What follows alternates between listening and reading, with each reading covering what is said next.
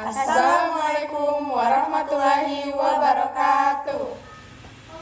Halo semuanya, perkenalkan saya Eka dari kelas 12-4. Saya Ilda Amelia. Saya Susyaktovia Ramadhani. Saya Nurul Mizatul. Saya Andisa. Di sini kami akan menjelaskan tentang demokrasi terpimpin. Untuk penjelasannya silahkan nonton videonya sampai habis ya. Bye.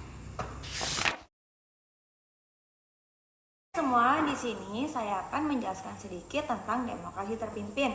Jadi, demokrasi terpimpin merupakan sistem pemerintahan yang berlangsung dari 1959 hingga 1966, yang dimana pada saat itu keputusan dan kebijakan hanya berpusat satu orang pemimpin, yakni Presiden Soekarno. Sistem ini lahir setelah dekret Presiden pada tanggal 5 Juli 1959. Ia mengakhiri periode demokrasi liberal yang dianggap tidak stabil dengan tujuan untuk memperkuat kekuasaan presiden. Ada juga dua tokoh yang terlibat, yaitu Soeharto dan Soekarno. Latar belakang demokrasi terpimpin tahun 1959 sampai dengan 1965. Di Indonesia dipicu oleh ketidakadilan atau ketidakstabilan politik dan keamanan selama masa demokrasi liberal, kegagalan Dewan Konstituante menyusun UUD baru, seringnya pergantian kabinet, serta munculnya berbagai gerakan separatis mendorong Presiden Soekarno mengeluarkan dekret Presiden 5 Juli 1959 untuk memusatkan kekuasaan demi kestabilan nasional. Konsep sistem demokrasi terpimpin pertama kali diumumkan oleh Presiden Soekarno dalam pembukaan sidang konstituante pada tanggal 10 November 1956. Demokrasi terpimpin menurut kesepakatan MPRS 1965, yaitu kerakyatan yang dipimpin oleh hikmat kebijaksanaan dalam permusyawaratan perwakilan yang berintikan musyawarah untuk mufakat secara gotong royong di antara semua kekuatan nasional yang progresif revolusioner dengan berporoskan pada Nasakom.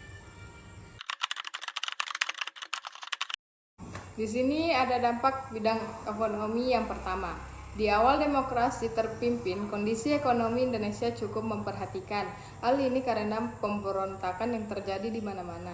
Untuk mengatasi keadaan ekonomi pada masa demokrasi terpimpin, sistem ekonomi berjalan dengan sistem komando.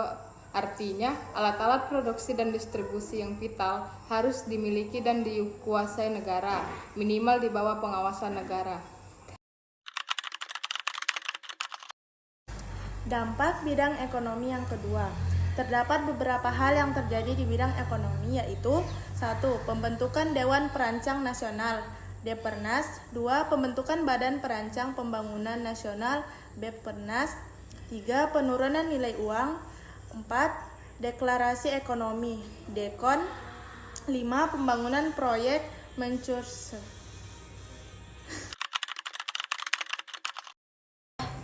Demokrasi terpimpin memiliki beberapa bidang. Bidang pertama ada di bidang politik.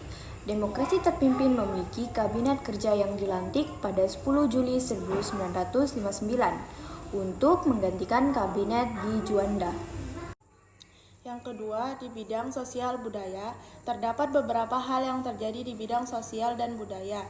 Di antaranya adalah larangan pedagang asing di luar ibu kota daerah. 2. Kerusuhan di Jakarta. 3. Pelarangan musik dan tarian barat. 4. Konflik Lekra dengan Menikebu.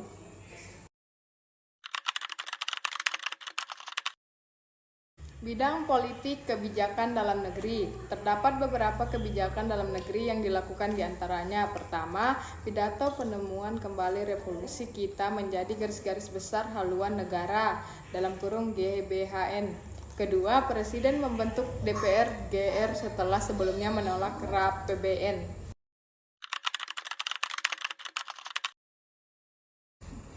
Bidang politik kebijakan luar negeri. Kebijakan luar negeri yang diambil adalah dia memiliki dua kebijakan. Yang pertama, politik Mercosur. pengadaan proyek-proyek besar untuk mengangkat Indonesia menjadi negara yang termuka. Yang kedua, politik poros. Indonesia melaksanakan hubungan istimewa dengan RCC, Poros Jakarta-Peking, selain itu juga dengan Kamboja, Vietnam Utara, dan Korea Utara. Sekian dari kami. Wassalamualaikum warahmatullahi wabarakatuh.